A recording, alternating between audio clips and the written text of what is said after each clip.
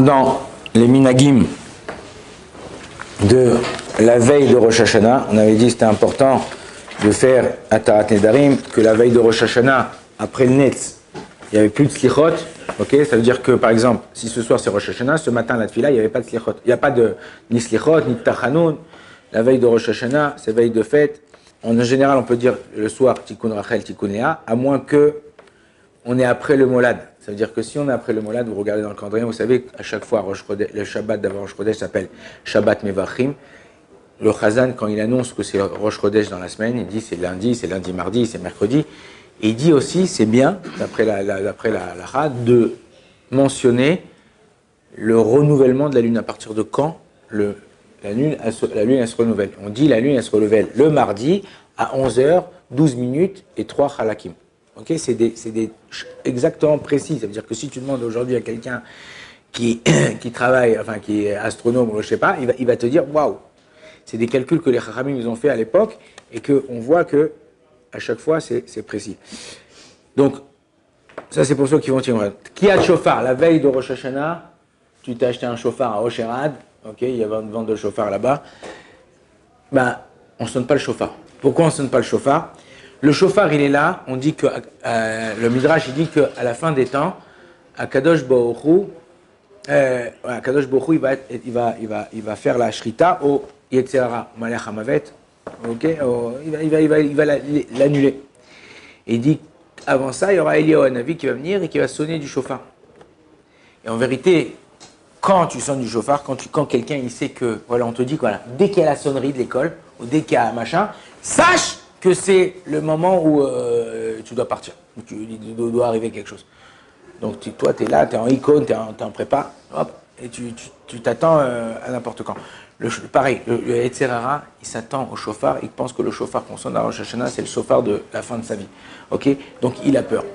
Il a peur, comme je vous ai dit hier, essayez au moins, s'il faut s'habituer avant, mais au moins 3 jours avant, je vous ai dit, il y a une halakha dans le Shulchan Aruch, que celui qui ne parle pas à son ami pas plus que 3 jours, son ami ou lui, il ne peut pas témoigner l'un sur l'autre au tribunal. Si toi, tu ne parles pas avec ton Yetzirah, ok, 3 jours avant, ok, même avant, ça veut dire quoi? Tu ne parles pas, tu n'écoutes pas ce que dit. Ouais, laisse-moi tranquille, je ne veux pas t'écouter, tu es un bon juif pendant au moins 3 jours.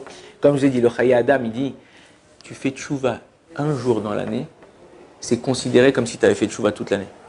Un jour dans l'année, tu dis, ah. Alors, je vais dire, ben d'accord, j'attends la veille de Rosh Hashanah.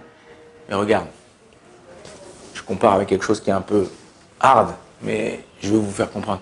Le mec qui est parti hier ou avant-hier à l'attentat, il savait qu'il allait partir? Non. Alors, c'est pour ça que le Père Kavot, il nous dit, fais tchouva, et fais tchouva avant ta mort, étant donné que tu ne sais pas quand tu vas mourir, fais tchouva tout de suite. Okay. Donc, ne laisse pas trop le choix. D'accord? Mais il faut faire chaque jour. Tchouva, c'est pas d'un coup. Tchouva, c'est léat, doucement, tu prends sur toi. Donc, tikiot chauffard, on ne fait pas, justement, pour que le jour de Rosh Hashanah, on soit mébalbel le Satan. Ok. Kibous vétisporet, ça veut dire que, on peut se couper les cheveux, on se coupe pas les cheveux. Il y a quelqu'un qui m'a appelé hier. Il m'a demandé s'il pouvait faire une opération avant Rosh Hashanah, pendant Rosh Hashanah, après Kippour. Il faut savoir que, on ne fait pas d'opération pendant les fêtes, on essaye d'éviter, c'est pas trop grave, si badaï, s'il y a un danger, on le fait tout de suite. Mais pendant la fête elle-même, on ne fait pas d'opération. Ok? Maintenant, entre Rosh Hashanah et Kippour, on peut. Maintenant, s'il sait que l'opération peut attendre et qu'il ne va pas pouvoir faire Kippour à cause de ça, attends, fais Kippour, Bezrat Hashem, tu fais l'opération après, même le mieux c'est de repousser après les fêtes, qu'au moins tu passes les fêtes bien, tout le temps, personne.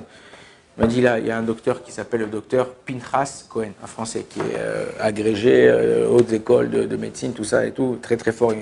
On l'appelle beaucoup, même les rabbinim l'appellent pour avoir des conseils au niveau de la halakha, tout ça, parce qu'il est très très fort. Et il n'y a pas longtemps, je suis parti le voir parce que je m'étais fait opérer, j'avais des petites sensations de dérangement comme ça. Il m'a dit, qu'est-ce que tu crois? Même si j'ai des mains en diamant, des mains d'or, si j'opère quelqu'un, je ne pourrai jamais le remettre de la même façon qu'Akadosh Baruch Hu il a créé. C'est-à-dire il restera toujours un petit pourcentage où ça sera pas exactement. Quand quelqu'un il s'ouvre, tu vas il s'est ouvert la main, on va chez le docteur, il te coupe. Après, il te reste une cicatrice. Akadosh Baruch Hu, si lui, il t'avait guéri, rien, il te reste rien. Quelqu'un qui s'est cassé le bras. Ils te mettent un plâtre, machin, ça, tu vois, ton plâtre, déjà ton bras il a un truc, après il faut faire de la rééducation. Même quand tu fais de la rééducation, quand il fait très froid ou très chaud, tu ressens des sensations dans ton, des sensations dans ton bras. Quelqu'un qui a fait du ski, tout ça, qui s'est cassé une fois le genou, quelque chose, ça, quand il fait froid, voilà, il ressent encore ça. Mais ça y est, je me suis remis, je suis bien, j'arrive à marcher, ça. Parce que quand un médecin, le médecin qui verra peau, il ira paix, comme ça écrit dans la Torah, Akadosh Baruch Hu, il leur a donné la possibilité de guérir. Mais jamais il leur a donné la possibilité de fixer si la personne allait vivre ou pas. Lui, il est là pour guérir. Après, nous, on prie pour que Akadosh Baruch Hu. Donc, la veille de Rosh Hashanah, bien qu'on soit jugé, ok, on s'en va, on se coupe les cheveux, on se fait beau, on se rase, on se met des beaux habits. Mais non, il faut éviter le jour de Rosh Hashanah de mettre le costume que tu aurais mis à ton mariage. Ok, tu mets un beau costume et tu fais pas waouh, le beau gosse. Ouais. Pourquoi? Parce que c'est un jour de jugement. Quand tu vas à un jugement, tu vas propre, mais tu mets pas, si le mec il te voit, tu mets ta montre en or, ta chaîne qui sort comme ça, le parfum, la chemise ouverte, les trucs, tu viens comme ça et tout. Tu dis, mais attends, c'est un babos, puis pour qui il se prend? Tu crois que le juge, on est respectable devant le juge, et encore plus devant Melech Malchai, Melech Akadosh Baruch Hu. Pourquoi on se coupe les cheveux? Pourquoi on se rase? Pourquoi on va au mikvé? C'est bien d'aller au mikvé la veille de Rosh Hashanah aussi, de penser le Ben Ishraï, de penser à certains avérotes, d'annuler les avérotes. Pourquoi? Parce que on a la conviction qu'Akadosh Baruch Hu, il va nous pardonner. Okay? Quand tu vas, comme je vous ai dit, tu vas chez ton père, tu vas chez quelqu'un chez qui tu as fait une erreur, et tu dis voilà, j'ai fait une erreur, pardon, excuse-moi. Modé, Veozev, Yerucham, Akadosh Baruch Hu, il pardonne. Il fait passer, il nous fait passer l'éponge. La même chose, on arrive Yom Hadin, on fait attention, on essaye de mettre le maximum. Tu as 2 jours. 2 jours, on va dire même la veille de Rosh Hashanah, faire un maximum. Vous êtes à la yeshiva, tu peux, au lieu de dormir toute la journée, ouais, je vais te fatiguer, ça. Ok, dors un peu, bien, étudie, prépare-toi. Prends un livre de prière, un marzor, essaye de te préparer à la tefila. Ah, mais c'est pas moi, je suis pas Hazan, ça va, je suivrai avec le doigt. Ah non, mais ça va, prépare-toi. Aujourd'hui, tu as tout sur Internet et tu peux écouter chaque chant, chaque prière, comment on l'a pris, comment on dit, c'est quoi la prononciation.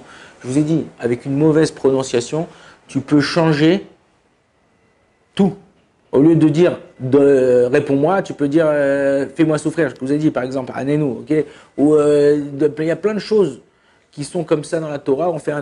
Il faut faire attention. Quelqu'un qui dit Kaddish, qui dit pas Kaddish comme il faut, les Khamim disent vaut mieux qu'ils disent pas Kaddish, parce qu'au lieu d'être metaken, au lieu de réparer, il shalom, il abîme. Ok? Se couper les ongles. N'attendez pas un truc. Les ongles, c'est la fin du corps. Shulchan Aruch dans Siman Dalet, il rapporte que toute la touma d'un homme, elle s'accroche aux extrémités du corps. Les extrémités du corps, en général, c'est les mains, les ongles. Le Ben Ishraï, il dit même à Tisha B'Av, quelqu'un qui a les ongles longs. C'est quoi les ongles longs? C'est que les ongles, quand je regarde ma main comme ça, je vois l'ongle qui dépasse de la peau. Dans ces cas-là, ça s'appelle ça les ongles longs et il faut couper. On a dit c'est bien de se tremper au mikvé, ok? Donc on se trempe au mikvé la veille de Rosh Hashanah. On essaye de faire comme il se faut, quelqu'un qui n'a pas de mikvé. Tu es dans une ville où il n'y a pas de mikvé, tu es vieux, tu ne peux pas te déplacer, le jour de la veille de Rosh Hashanah, c'est un jour qui est assez hard au niveau de l'organisation, tout ça. Alors, on peut faire ce qu'on appelle Tisha Kabin. Tisha Kabin, c'est à peu près verser 12 litres sur toi. Tu dis, mais oui, je vais prendre 12 litres. Quand tu vas en dessous de la douche, tu te mets en dessous de la douche, tu comptes en combien de temps ça tombe 1 litre et tu multiplies par 12. Et là, c'est quelqu'un qui ne peut pas aller au mikvé, qui est dans une ville où il n'y a pas de mikvé, il n'y a pas de lac, il n'y a pas de mer, il n'y a pas de machin. Ceux qui habitent Ashdod, Ashkelon, ceux qui habitent là, ils peuvent aller à la mer aussi. Ou sinon, le Ben Ishraï rapporte qu'avec le tétragramme, le nom de Dieu Yud Ke Vav Ke, en pensant à certaines convictions, tu fais 10 fois là, 10 fois là, après un autre nombre là, un autre nombre là, on fait le Hey Yud Ke Vav Ke en faisant 5, 5, 5, 5. Et 6, 6, 6, hop, comme ça, et en étant mécavé, en ayant l'intention que que ça nous purifie. Il dit, ça c'est Bédiavad, quand il n'y a pas d'autre choix, tu es dans un endroit, il y a des fois des gens ils sont à l'hôpital, des gens, Chas Shalom, ils sont en prison, des gens qui sont, ok. C'est important et c'est bien d'aller le veille de Rosh Hashanah au Bet Akvarot, aller au cimetière. Aller au cimetière, les gens souvent ils demandent un klal pour toute l'année, on ne va jamais au cimetière à Rosh Chodesh. Rosh Chodesh et Shabbat, les Neshamot ne sont pas au cimetière. Okay, si quelqu'un a perdu quelqu'un, les Neshamot à Rosh Hashanah et Shabbat, c'est comme un jour de fête, ils ne sont pas au cimetière. Okay, il y a juste le corps, juste le cercueil avec le. En général, quand on vient au cimetière, je ne sais pas si vous avez déjà vu, on prend une pierre et on la met sur la tombe. Et quand on s'en va, on enlève, on la remet par terre, on la jette. Les Ashkénazim font le contraire, mais pourquoi on fait ça? Parce que toute chose spirituelle, il faut qu'il y ait quelque chose pour qu'il s'accroche, qu'il y ait une attache. Okay, si par exemple je te verse de l'eau, c'est pas de verre. L'eau, la neshama et le corps, quand la personne était vivante, il y avait la neshama, et elle était attrapée par le corps, c'est comme le verre, et la neshama c'est l'eau. Maintenant, quand la personne est décédée, l'âme, elle erre, ou elle va au Gan Eden, ou elle va à un truc, mais il y a certains moments où elle descend. Pour pouvoir qu'elle s'attrape à quelque chose, on met une pierre, et quand on s'en va, pour la libérer, entre guillemets, pour lui dire c'est-à-dire que c'est bon, on jette cette pierre. Au niveau de la halacha, c'est bien d'aller kivret tzadikim. Pourquoi on va au kivret tzadikim dans le tombe de nos parents, tout ça? Pour qu'ils, on dit en hébreu, malitz yosher alenu, qui demande la miséricorde pour nous, qui prie pour nous en vérité. Alors c'est vrai qu'au niveau de la halacha, on n'a pas le droit de dire aux morts, s'il te plaît, Baba Salé, prie pour moi que je devienne un tzadik, prie pour moi que je touche le loto, machin. Non, on ne dit pas Baba Salé, on ne s'adresse pas directement aux morts, parce que le mort, il ne peut pas rien faire. Il peut juste, on peut dire par le mérite du tzaddik, ou par le mérite de ses bienfaits, ou quoi, si on sait que c'était quelqu'un de bien, que Akadosh Baruch Hu, il accepte tout ça, mais de prier pour qu'il... Il y a une grande marloquette à ce niveau-là, donc on fait attention de pas... Lui, il peut rien faire, il est mort. Un mort, il peut faire... Justement, on dit que les enfants, quand ils perdent leurs parents,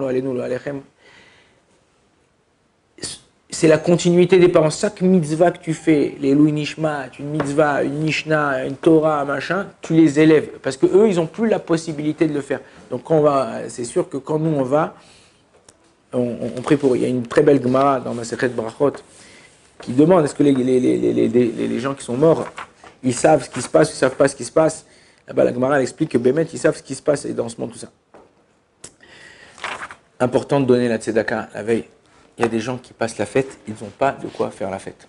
Ils n'ont pas de quoi faire la fête. Quand je vous dis ils n'ont pas de quoi faire la fête, j'avais quelqu'un ici, que j'ai rencontré cette semaine, marié, 2 gosses, il habite dans un appartement, il n'avait plus de quoi payer l'appartement. Il est déménagé à 3-4 km d'ici, dans un basement, comme un sous-sol aménagé comme ça, avec ses gosses, parce qu'il n'avait pas de quoi payer. Et il travaille, c'est pas un feignant, c'est pas un mec qui fait rien de sa vie, il travaille, il essaye, machin. Il y a des gens que c'est difficile. Tu vois des gens comme ça, toi tu vas être assis, tu vas voir tous les simanim, ta mère elle a fait les salades, la pkela, la damro, et toi il y a un mec là-bas, il a la pomme et le miel. Envoie-lui un petit billet, un petit truc. Aide ces personnes-là. Quand tu aides ces personnes-là, Akadosh Baruch Hu, comme tu te comportes, il se comporte avec toi.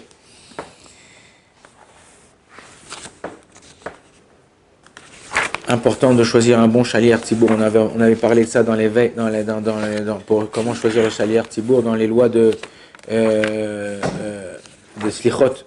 Donc c'est hyper important de choisir un chalier tzibour qui a la hirat shamaim, qui n'a pas un nom qui est sortir sur lui. Tu sais qu'il ne va pas jouer au casino, qu'il ne va pas jouer aux cartes, qu'il ne regarde pas des choses interdites, qui prie. C'est le mec c'est ton avocat. Si ton avocat c'est un véreux, eh ben, il peut pas, quand il revient devant un vrai juge, un juge qui juge pour ce que tu as fait ou ce que tu n'as pas fait, ben rien, tu vas te mettre plus dans l'embarras que ce que tu dois. Alors que si c'est quelqu'un qui est respectable et respectueux, non, il va tout faire pour te sauver, pour t'en sortir. Bezrat Hashem, la semaine prochaine, on fera les lois de Rosh Hashanah, dans Rosh Hashanah, les lois qu'il y a dans Rosh Hashanah. Et Bezrat Hashem, on terminera avec ça, l'Ikrat Rosh Hashanah, je ne sais pas, cette année Rosh Hashanah, donc la semaine prochaine, c'est les 2 derniers cours, Bezrat Hashem. Baruch Adonai Leolam, Amen, Amen.